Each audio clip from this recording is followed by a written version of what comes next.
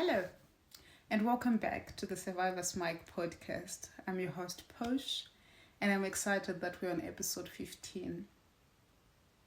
And I hope and I can only imagine that you feel my smile and my excitement, right, when I do these episodes. But if you have been here for a while, you would know what this space is about, and it's really created for just honest and innocent conversations, and there's no judgment, there's no fighting for perfection, but rather just talking and having conversations around what it truly means to survive and what it also means to live life beyond survival on that other side of the coin, so to say. So what we're doing this week is very exciting because it's the continuation of what we did last week. And so if you have not listened to episode 14 from last week, I want you to go back and do that, because we looked into 5 lies that survival taught us, right? Or survival taught you. And these were things like you are too much, you have to earn your place, you are not ready to heal. And I think some of the responses that came through from this episode were very empowering, because some people say they needed to hear this, not because they didn't know about it, but it's very helpful to just know that they are not alone in going through that. So brace up and prepare your pen and paper, and let's get to the list of the rest of the other 5 lies that survival teaches us or tells us, which is not true at all. But let's get into it. So lie number 6, if you slow down, everything will fall apart. Can I tell you something? The survival mindset is addicted to motion. It learned very early that stillness was dangerous, that if you stopped moving, stopped managing, stopped holding everything together, hoped being the one who keeps it all running, something terrible would happen. And so you became the person who is always busy. You're always available. You're always one step ahead of the next crisis. Always doing, you're planning, you're fixing, you're managing things. But you never fully rest. You are never fully present, because somewhere underneath all of that motion is a fear that you would stop, that you would lag behind. Even for a moment, everything you have been holding will collapse. I know that feeling. I know it intimately. But here's what I've had to learn over time. Rest is not negligence. Slowing down is not the same as falling apart. It's not the same as failing. It's not the same as lagging behind. The things that are worth keeping in your life will not collapse the moment you stop. The moment you stop pushing, the moment you stop forcing things, they will not stop, because they matter to you anyway. And they would understand that you have to take a break and you deserve one.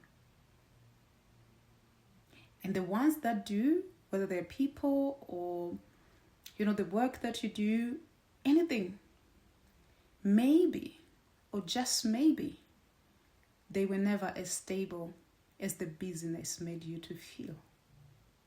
You are allowed to put things down. You are allowed to slow down. You deserve that treat and you deserve that break. You deserve to rest. Even for a little moment, even without a plan, even when it feels terrifying. The world will not end, and you, especially you, will finally get to breathe. And so let's digest that and think about that. And I know we do this, we plan a lot. We look forward to resting. Sometimes we tell ourselves we will, this coming weekend I'm going to be chilled, right? That's the word we use. And we still find ourselves in this chase of things or people, achievements, accomplishments, and the list goes on, and it never stops. So lie number 7, your feelings are a burden to others. Oh, this one runs deep, really deep.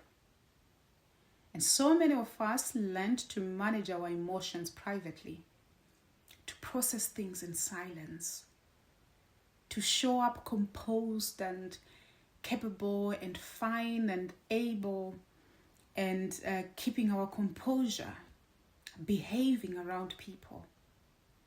Because somewhere along the way, we absorbed the message that our feelings were inconvenient to other people, to those around us, to our loved ones, to those we care about, and to those whom ultimately we should actually matter more to. But we fear, and we start this process of wanting to protect them, of wanting to not be too much to them, and end up abusing their kindness and the attention that they give to us. So it's too heavy, it's too much, it's too hard for other people to hold. And so we held them ourselves. We carried in the shower, we cried in the shower.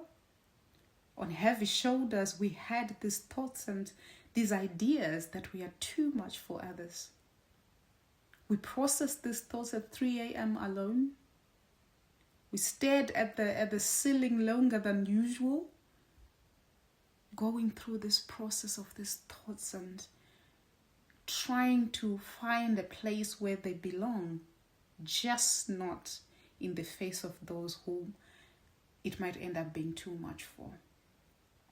We presented the world with a version of ourselves that needed nothing, because needing things had cost us before. But here's the truth I've learned over time. Your feelings are not a burden. They are just information. They are evidence that you are human, like everybody else. They are the most honest thing about you.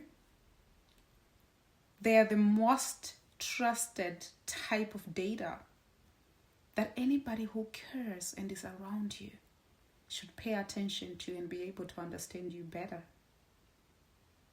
And the people who genuinely love you, the safe ones, the real ones, they are not waiting for you to need nothing. They are waiting for you to let them in. Come on, take that in. They are not waiting for you to need nothing. They are waiting for you to let them in, for you to create that space, for you to open up your heart, to communicate to them that you are able to receive their love and their care, and you will embrace whatever that they will do and sacrifice for you. So vulnerability is not weakness, and this is ultimately a whole episode on its own, if not a series, right, about vulnerability. It is not a weakness.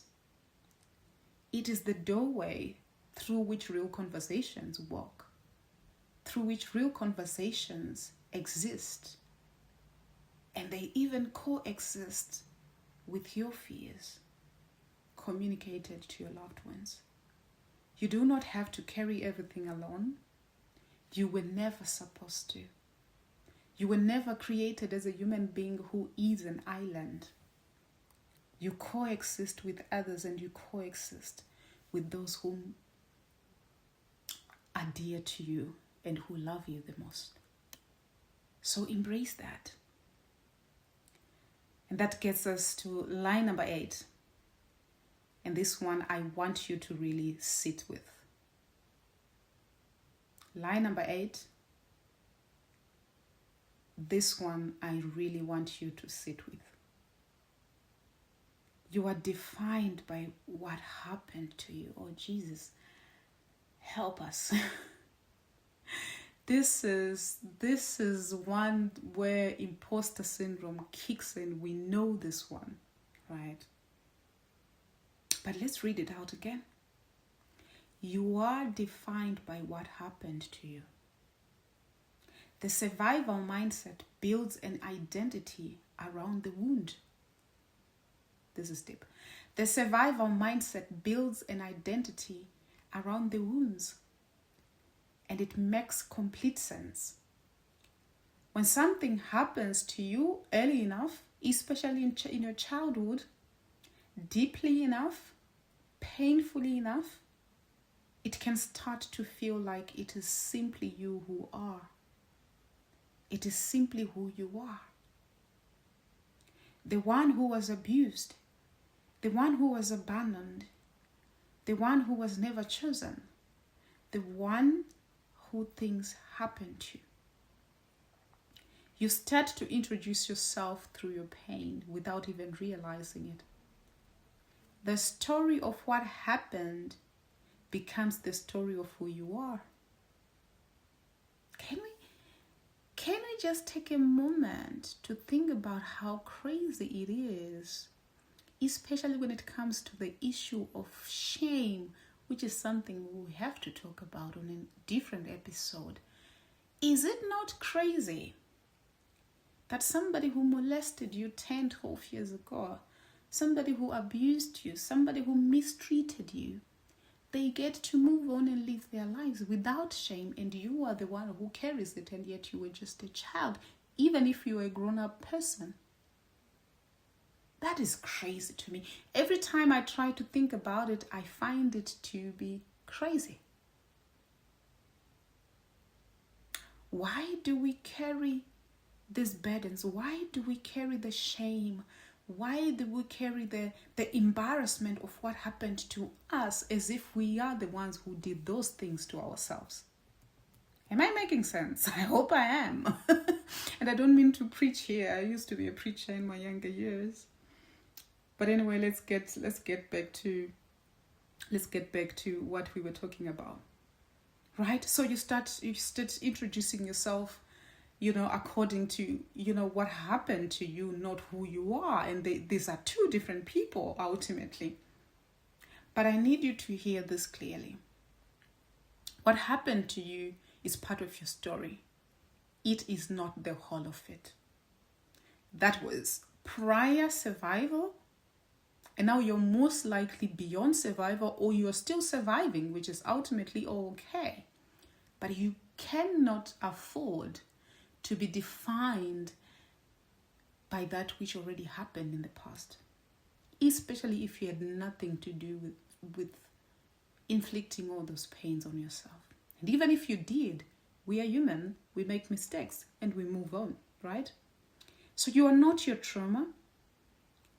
You are not the sum of every hard thing you survived.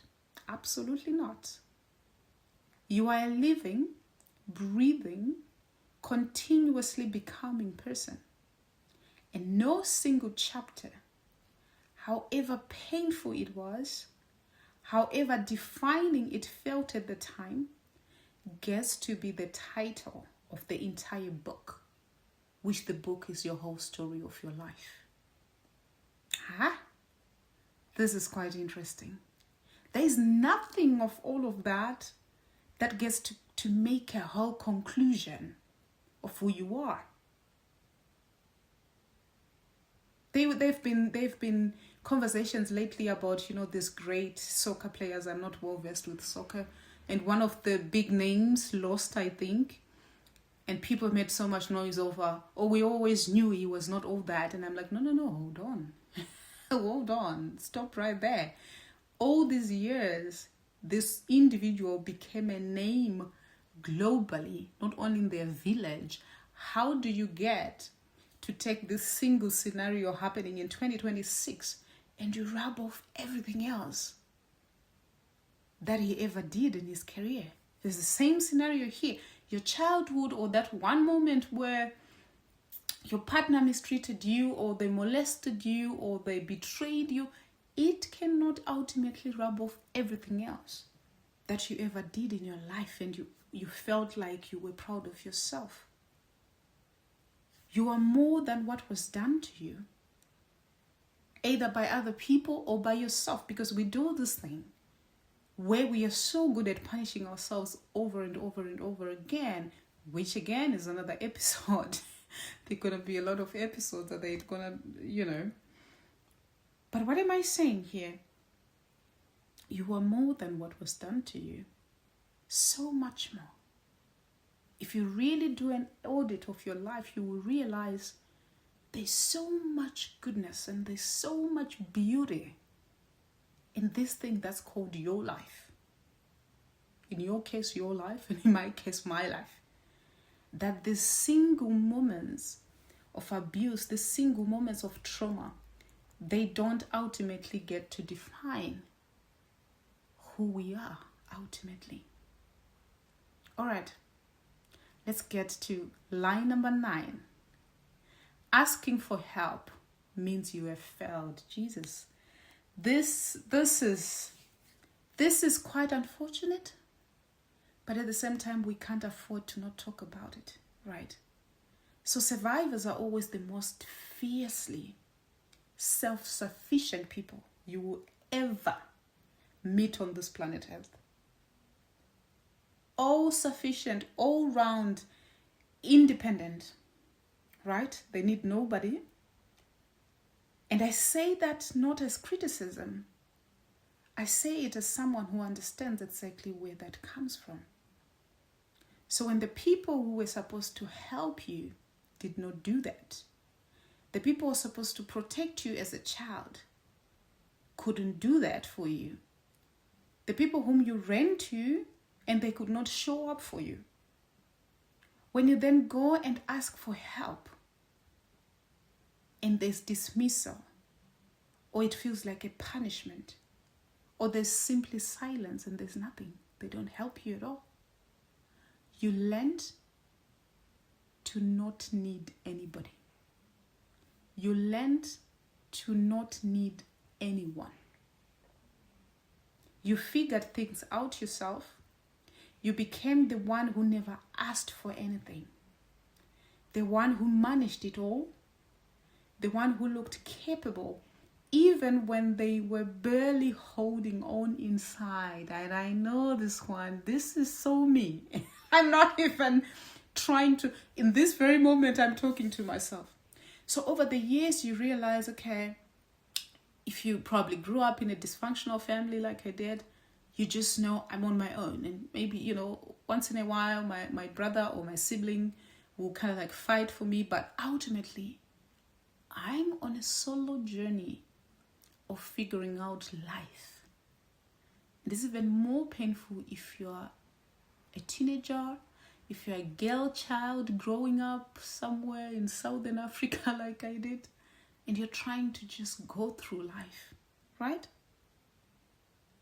But this is where it brings you. You feel like it's a weakness to need help. And weaknesses have consequences, right? But here's the truth. I'm still learning myself until today. Asking for the help is not failure. It is wisdom.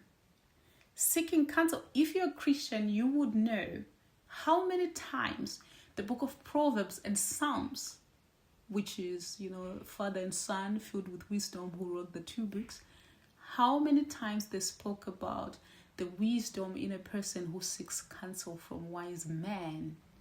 Ultimately, men and women, depending on who you get, counsel from. So asking for help is not a failure. It is wisdom. It is the recognition that you are human, like everybody else. That you have limits. That allowing others to contribute to your life is not weakness. It is trust. Pick that word, mark that word. It is trust. Trusting that there are people out there who love you, who have you, as their best interest, people who are willing to go out of their way to be there for you. And you give in to that. That's trust. You surrender to that idea of saying, okay, I'm going to trust this individual as someone who cares for me and who is willing to help me, right? So it is trust. It is connection. It is the very thing the survival mindset spent years teaching you to avoid.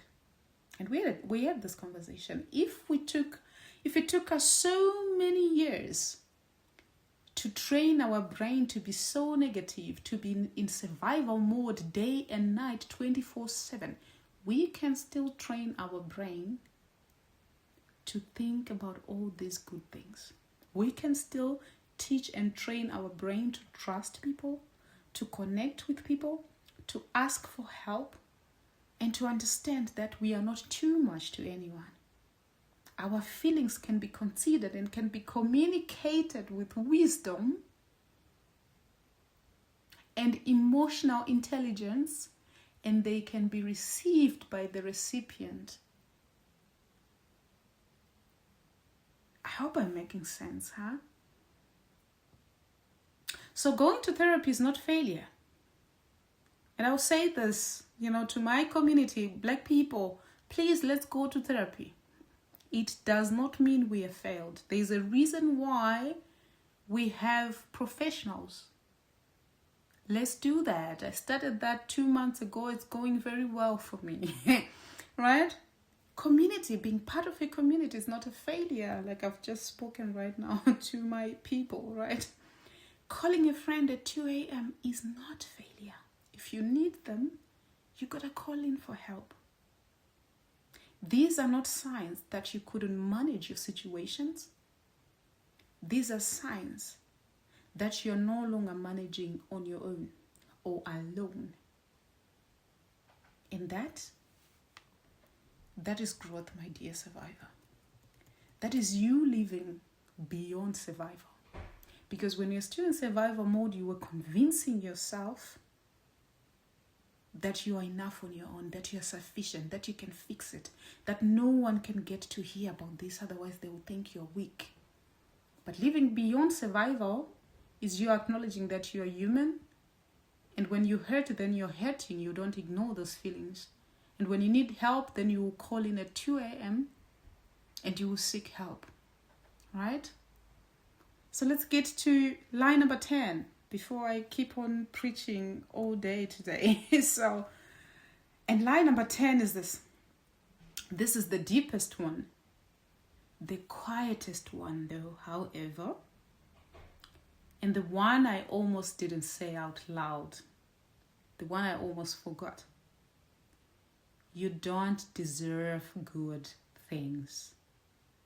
I need to say this slower. You don't, or you do not, deserve good things. How many times do we tell ourselves this? Right? Going back to, because we use these definitions of what happened to us, most likely was done by other people, and we start judging ourselves this way. Right? And so now, most of us would never say this loud. We wouldn't even admit we believe this. But it lives underneath everything. In the way we self-sabotage ourselves, in the way we judge ourselves, in the way we punish ourselves. And yes, we do punish ourselves. It's another conversation we're going to have. I think soon you're going to get annoyed by me, coming up with episodes. Why I'm doing other episodes. I'm going to start my Jota, right? Anyway, we self-sabotage ourselves just when things start going well. Whether you finally you've found a great relationship and you just look at it one day and you're like, nah, my relationships don't usually go this good. This is wrong. And then you start looking for something to do to just ruin it, right? In the way we wait for the good thing to be taken away from us. In the way we feel more comfortable in struggle than in peace, because struggle is familiar and peace feels like something that belongs to the other people. Jesus, I remember the years I've lived in this manner. When I get that call with good news, I get into a panic mode like, why? Where is this coming from? Because I'm not used to it. Because years and years and years I've been fighting and forcing things and surviving from one thing to the next and just, moving from hand to mouth and struggling. And that's what we're used to. And so we want that. We want to be in constant struggle. We want to be constantly on our toes, right?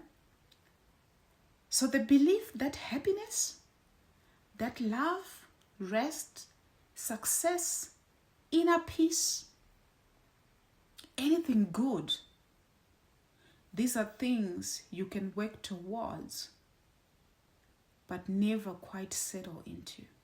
So the idea is that, we are seeking happiness, or we would want to be in a very peaceful relationship. But we never want to settle into that. Because of that trauma, because of that past beliefs that we have always had. That something in you is too broken. It's too complicated. It's too damaged to simply receive good things and believe they are yours to keep. So it's not only just about you having the good things, but you're also not able to keep them. Because this is not what's familiar to you. What's familiar to you is things coming and going, or things never coming at all. So the love never shows up at all, or if it does, it's like a ticking time bomb. 3 months later, they check out, right?